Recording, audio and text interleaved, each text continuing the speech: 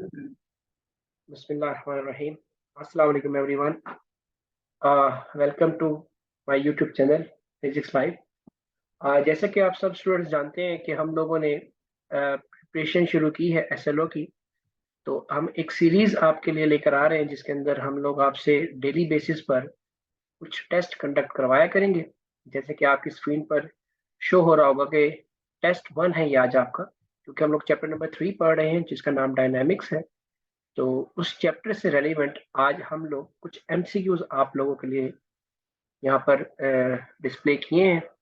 आपने इन MCQs को one by one understand करना है, इसके करेक्ट ऑप्शंस को आइडेंटिफाई करना है, एंड देन उसके बाद कमेंट सेक्शन में मुझे ये बताना है कि MCQs नंबर 1 से लेकर अप टू सो ऑन जहाँ तक भी आज का टेस्ट है उसके करेक्ट ऑप्शन क्या है। जब ये टेस्ट अपलोड मैं कर रहा हूँ उसके बाद जब ये क्लास में डिस्कस करूंगा तो फिर इंशाल्लाह मैं इसके करेक्ट ऑप्शंस भी आपको ज़रूर इन्फॉर्म करूंगा। तो बेसिक से MCQs से स्टार्ट करें, बिकॉज फर्स्ट टेस्ट है, कोई ज़्यादा हाइप नहीं दे रहे हैं, इजी सी बातें हैं, सिर्फ ध्यान से आपने स्टेटमेंट रीड करनी है। MCQs अटेम्प्ट करते वक्त मैक्सिमम बच्चों का यही इशू होता है कि वो जल्दबाजी में ABCD ऑप्शंस नहीं पढ़ते हैं और गलत MCQs मार्क करने के बाद वो अक्सर टीचर से एक बात कहते हुए नजर आ रहे होते हैं, सर मेरी MCQs के पेपर को चेंज कर दें क्योंकि मुझसे गलती से ऑप्शन ए सर्कल हो गया जबकि ऑप्शन बी करेक्ट था। तो ये गलती आप लोगों ने नहीं करनी, इसीलिए प्रैक्टिस सीरीज आपसे करवा रहे हैं और आप लोग क्लास 9th में हैं तो डेफिनेटली ये आपके लिए बहुत ज़रूरी भी है। तो फर्स्ट MCQs हम देखते हैं कि उस फर्स्ट MCQs में क्या कहता है कि Newton's first law of motion is valid in the absence of, कि हमारे पास न्यूटन का फर्स्ट लॉ ऑफ मोशन कब वैलिड होगा, मतलब क्या चीज वहां पर उसको वैलिड करवा रही होगी। तो ऑप्शंस में एक है, वह है option a force, net force, friction और मोमेंटम। मतलब कि इन चारों में से कौन सा ऑप्शन है जिसको हम अगर सिलेक्ट कर लें तो हमारे पास न्यूटन का फर्स्ट लॉ वैलिड हो जाएगा। वैलिड का मतलब कि एब्सेंस का मतलब ये होता है कि वो चीज वहां पर ना हो, मतलब कोई चीज वहां पर जब नहीं होगी तो हमारा फर्स्ट लॉ वैलिड होगा। तो इन चार में से एक ऑप्शन करेक्ट है, just you need to identify. ये आपको याद होगा, हमने न्यूटन के लॉज ऑफ मोशन जब पढ़े थे वहां पर मैंने आपको ये चीज गाइड भी की थी, तो आप एक दफा अपने रजिस्टर वगैरह भी ओपन करके देख सकते हैं, वहां पर भी आपको इसके बारे में इंफॉर्मेशन मिल जाएगी। देन उसके बाद इनर्शिया की बात की जाए, सेकंड MCQ आपसे पूछ रहा है इनर्शिया डिपेंड्स ऑन, बहुत सारे ऑप्शन अगेन गिवन है, 4 ऑप्शन में से एक ए ऑप्शन है फोर्स, बी ऑप्शन है नेट फोर्स, सी ऑप्शन है mass and D option is velocity. ये इनर्शिया किस पर डिपेंड करता है। पहले बात तो ये है कि जब आप MCQ अटेम्प्ट कर रहे होते हैं तो पहले आपको टॉपिक की बेसिक आइडेंटिफिकेशन होनी चाहिए, और वो आपकी बेसिक आइडेंटिफिकेशन ये है कि इनर्शिया क्या है। तो आपको याद होगा इनर्शिया बॉडी की वो स्टेट है जिसमें वो रहना चाहती है। तो अगर वो जिसमें रहना चाहेगी तो किसी चीज पर डिपेंड भी करेगी, तो इस चार में से एक अगेन MCQ का ऑप्शन करेक्ट होगा। तो आपने आइडेंटिफाई करना है कि कौन सा ऑप्शन करेक्ट है। देन मूव करते हैं अपने थर्ड MCQ पे। कहता है a boy jumps out of a moving bus, there is a danger for him to fall. एक बंदा है, एक लड़का है, बॉय का मतलब हम यहाँ पे लड़का ले रहे हैं, कि एक लड़का है जो चलती हुई बस से जंप कर गया है, तो there is a danger for him to fall, मतलब उसको गिरने का खतरा है, तो वो कहाँ पर गिरेगा। तो ऑप्शन ए में कहता है टूवर्ड्स द मूविंग बस, कि मूविंग बस की तरफ गिरेगा, मतलब जिस तरफ बस मूव कर रही होगी उसी तरफ गिरेगा। कहता है या तो in the direction of motion, जिस डायरेक्शन में मोशन हो रही होगी उस डायरेक्शन में गिरेगा, या अवे फ्रॉम द बस, बस से दूर कहीं जाके गिरेगा, या opposite to the direction of motion, जिस डायरेक्शन में बस मूव कर रही है उसके उलट, उसके ऑपोजिट वो बंदा गिरेगा। तो इन चारों में से भी आपने सिलेक्ट करना है। अगेन ये टॉपिक भी आपका न्यूटन का फर्स्ट लॉ से लिंक है। याद होगा आपको इनर्शिया से रेलेवेंट 9 से 11 क्वेश्चन आपको करवाए थे, 9 to 11 की रेंज में, और उसमें ये वाला सवाल भी था। वहां पे शॉर्ट क्वेश्चन की तरह हम इसको ट्रीट कर रहे थे, और यहाँ ये हमारे पास MCQs की फॉर्म में नजर आ रहा है। तो अब आप लोगों ने इसका करेक्ट ऑप्शन भी आइडेंटिफाई करना होगा। Then moving to the fourth MCQs. Fourth MCQs में कहता है a string is stretched by two equal and opposite forces of 10 newton each.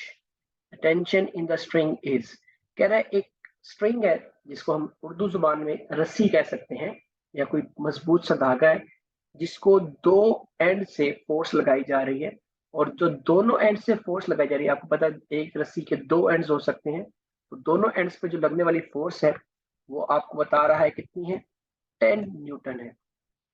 और ये जो 10 न्यूटन फोर्स है ये दोनों एंड्स पे लग रही है लेकिन इन ऑपोजिट डायरेक्शन। कहता जब ये फोर्स लगेगी तो स्ट्रिंग पे कितनी टेंशन आ रही है। मतलब आपको पता है कि स्ट्रिंग में जब भी कोई हम लोग फोर्स लगाते हैं किसी भी स्ट्रिंग के ऊपर, तो स्ट्रिंग के अंदर भी एक फोर्स जनरेट हो जाती है जिसको हम लोग टेंशन का नाम देते हैं। तो आपने बताना है इसमें से फिर कि अगर हम दो एंड्स पर 10 न्यूटन की फोर्स लगा रहे हैं तो फिर स्ट्रिंग के अंदर कितनी फोर्स हमारे पास वैल्यूज की आएगी। तो अगेन 4 में से कोई एक ऑप्शन करेक्ट होगा यहाँ पर भी। Then move to the fifth MCQs. Fifth MCQs में कहता है the mass of a body, simple सी लाइन लिखिए, the mass of a body. Option A में कह रहा है डिक्रीजेस विद एक्सेलरेटेड, या डिक्रीजेस विद एक्सेलरेशन का मतलब वो कह रहा है कि हमारे पास जो मैस है बॉडी का क्या वो कम हो जाता है एक्सेलरेशन से, या इंक्रीज व्हेन एक्सेलरेटेड, क्या वो बढ़ जाता है बॉडी का मैस जब बॉडी एक्सेलरेट करती है। मतलब वो आपको कहना चाह रहा है कि अगर बॉडी एक्सेलरेट कर रही है तो क्या मैस बॉडी का डिक्रीज करेगा, ऑप्शन ए में। ऑप्शन बी में क्या कह रहा है कि क्या तो उसका मैस क्या करेगा, इंक्रीज करेगा। ऑप्शन इसमें सॉरी ये ऑप्शन बी है, वो ऑप्शन सी था। तो ऑप्शन बी में कह रहा है कि decreases when moving with high velocity, कि अगर उसकी वेलोसिटी हाई कर दें तो क्या वो डिक्रीज कर जाएगा, या नन ऑफ अबव, कि इनमें से कोई ऑप्शन भी करेक्ट नहीं है। अगेन दोबारा रिपीट कर देता हूँ कि मैस कह रहा है एक बॉडी का क्या होगा कि जब वो एक्सेलरेट करेगी तो क्या डिक्रीज कर जाएगा, या वो एक्सेलरेट कर रही होगी तो क्या इंक्रीज हो जाएगा, या उसकी वेलोसिटी हाई होगी तो डिक्रीज कर देगा। मतलब इसमें से आपने करेक्ट ऑप्शन आइडेंटिफाई करना है। अगेन आपको याद होगा कि हमने इसी क्लास में जब हम लोगों ने न्यूटन का सेकंड लॉ पढ़ा था, वहां पर F is two m a में जब m के बारे में हमने जिक्र किया था वो m मैथ था हमारे पास, उसी मैथ की बात हो रही है। वहां पर भी मैंने इसके बारे में आपको आइडिया दिया था, यहाँ पर जस्ट आपने उसको अप्लाई करना है। Moving to the sixth MCQs of the day.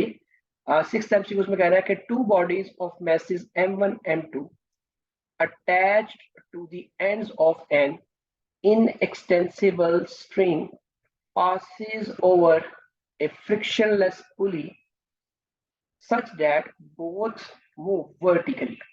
तो यहाँ तक आपको ये बात आइडेंटिफिकेशन हो जानी चाहिए कि हम ये एडवुड मशीन वाला केस नंबर 1 आइडेंटिफाई कर रहे हैं। उसमें आपको याद होगा हमारे पास फ्रिक्शनलेस पुली पे टू मैसेज थे जो एक्सेलरेट कर रहे थे, तो वो उसकी उसी के बारे में आपसे पूछ रहा है कि वहां पर acceleration of the body is. आपको याद होगा हमने कंप्लीट डेरिवेशन की थी, और कंप्लीट डेरिवेशन करने के बाद हम लोगों ने एक्सेलरेशन फाइंड की थी। तो यहाँ पर जस्ट वो एक्सेलरेशन का करेक्ट ऑप्शन आपने सेलेक्ट करना है। याद होगा आपको अगेन कि जब ये केसेस करवा रहा था मैं आपको क्लासेस में, मैंने कहा था कि ये जो आखिर में आपने टेंशन और एक्सेलरेशन निकाली है दोनों केसेस में, ये आपके एमसीक्यूज भी हैं और यही आपके न्यूमेरिकल बेस्ड क्वेश्चंस भी आएंगे। तो यहाँ पर आप उसकी एक नॉलेज ले सकते हैं कि यहाँ पर आपसे वही पूछा जा रहा है। Then move to the seventh MCQs of the day. Seventh MCQs में कहता है which of the following is unit of momentum. और आपको याद होगा कि फेडरल बोर्ड में लास्ट 3 टाइम्स रिपीटेड क्वेश्चन है, और उसका हम लोगों ने करेक्ट ऑप्शन भी वहां पर ऑब्जर्व किया था, और डिटेल में हमने देखा था कि करेक्ट ऑप्शन क्या होगा। Again just for your enhancement revision के लिए मैंने दोबारा से डाल दिया ताकि जो बच्चे भूल गए हों उनको ये बात याद आ जाए कि मोमेंटम का यूनिट अक्सर बच्चे भूल जाया करते हैं, तो ये आप लोगों ने ध्यान में रखना है। एक और यूनिट है जो बच्चे अक्सर भूल जाते हैं, वो चैप्टर नंबर 9 में जाके मैं आपसे डिस्कस करूंगा, लेकिन फिलहाल आपने याद रखना कि मोमेंटम का यूनिट आपके पास न्यूटन सेकंड है, और एक और यूनिट है।